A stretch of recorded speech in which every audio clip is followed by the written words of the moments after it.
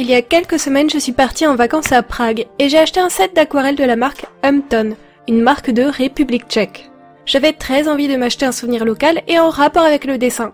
Et ça m'a vraiment donné envie de commencer une collection d'aquarelles achetées dans les différents pays que je visiterai à l'avenir. Vous l'aurez compris, aujourd'hui je vais tester ces aquarelles qui proviennent d'une entreprise créée à Prague en 1910.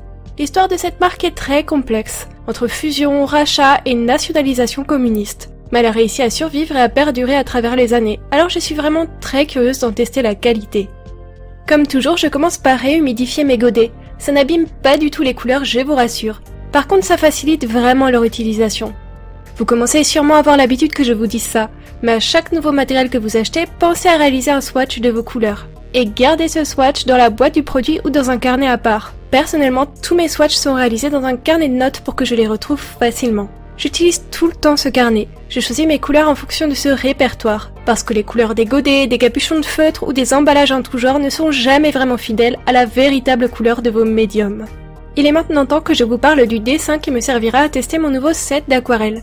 Je vous présente mon signe de la balance. Pour rappel, il y a quelques mois, j'ai ouvert un compte Patreon. C'est un site qui vous permet de soutenir financièrement les artistes que vous aimez.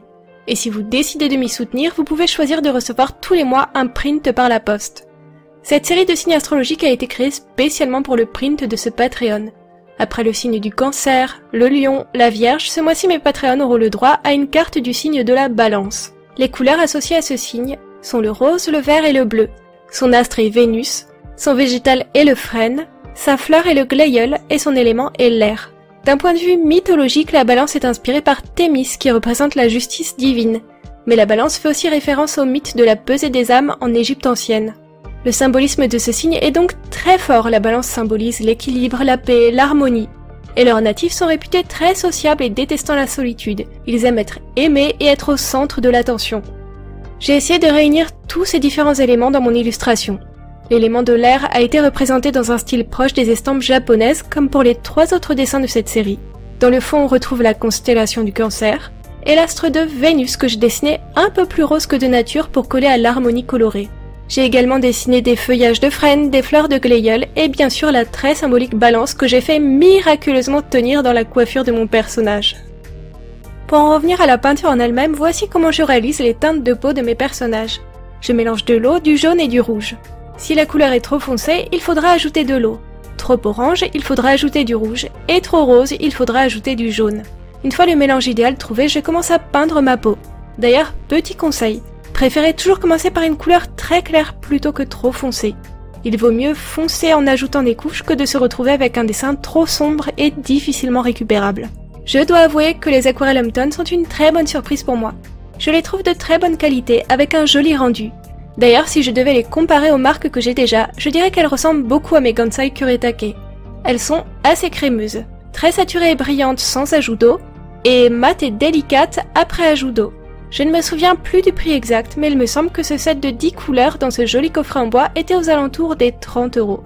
D'ailleurs, j'ai pas mal arpenté les magasins d'art à Prague, et les prix sont les mêmes qu'en France. On retrouve pas mal de produits communs, avec par contre un peu plus de marques russes et chinoises chez eux que chez nous. Et spoiler alert, j'ai acheté 2 autres produits d'art créés par une entreprise originaire de République tchèque. Je ferai sûrement une vidéo à ce sujet prochainement. Il faut que je vous dise que je n'étais pas pressée de commencer ce dessin.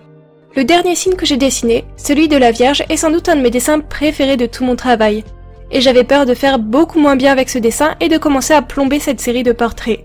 J'ai pas mal hésité sur mon croquis, et prise par le temps, j'ai décidé d'arrêter de me prendre la tête et de commencer ma peinture. Au final, je suis assez contente du rendu.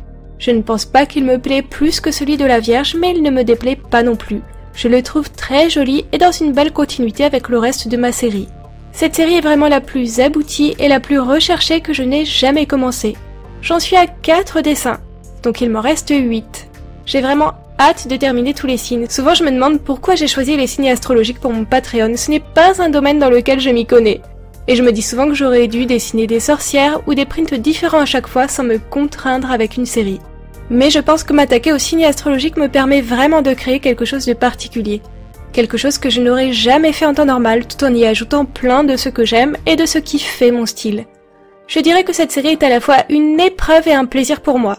Je suis assez curieuse d'avoir votre avis sur la question. Est-ce que vous aimez ce thème? Est-ce que vous avez été surpris que je le choisisse? Quel autre genre de série est-ce que vous m'auriez bien vu commencer? Dites-moi tout ça en commentaire, vous lire est toujours un plaisir et c'est une grande partie de ce qui me motive à continuer mes vidéos. Par contre, ça fait déjà 5 minutes que je parle et je commence un peu à manquer d'inspiration. Du coup, je me suis dit que j'allais en profiter pour répondre à une de vos questions. Je ferai ça régulièrement, alors n'hésitez pas à m'en poser quelques-unes en commentaire. Pour commencer, j'ai choisi une question d'Aizawa, qui me demande quel métier je faisais avant ma chaîne YouTube, et si je m'étais décidée à être à 100% sur ma chaîne ou à garder un travail à côté. Alors, pour répondre à cette question, je suis graphiste PAO, web designer, webmaster, intégratrice et développeuse web de formation. J'ai été graphiste, infographiste ou encore webmaster dans mes précédentes entreprises ou en auto-activité. Parce que oui, j'ai déjà exercé en tant que freelance pendant des années avant de me lancer dans l'aventure de ma chaîne YouTube. En ce moment, je n'ai pas de travail à côté de ma chaîne YouTube, je suis concentrée à 100% sur mes vidéos. Et ça me prend tout mon temps. Je me sens bien plus impliquée et occupée que lorsque j'avais un emploi salarié en entreprise. C'est évident que j'aimerais pouvoir rester à 100% sur ma chaîne YouTube, mais niveau revenu, ce n'est pas encore vraiment viable. Ma chaîne est encore un peu jeune et c'est difficile de me projeter à l'heure actuelle. Ma situation est très instable pour le moment et je suis constamment tiraillée entre mon envie de persévérer et mon envie d'avoir un salaire fixe et décent. Mais j'ai aussi peur de ne pas réussir à me consacrer à YouTube en reprenant un travail à côté. Beaucoup de choses sont en jeu en ce moment, à ce niveau-là c'est un peu la crise existentielle tous les jours. D'ailleurs j'en parlais sur Twitch la semaine dernière. J'ai très peu confiance en moi et en ce que je fais, et quand j'explique à quelqu'un que j'essaye de vivre de YouTube, j'ai presque honte de le dire, parce que j'ai l'impression qu'on ne prend pas ça au sérieux.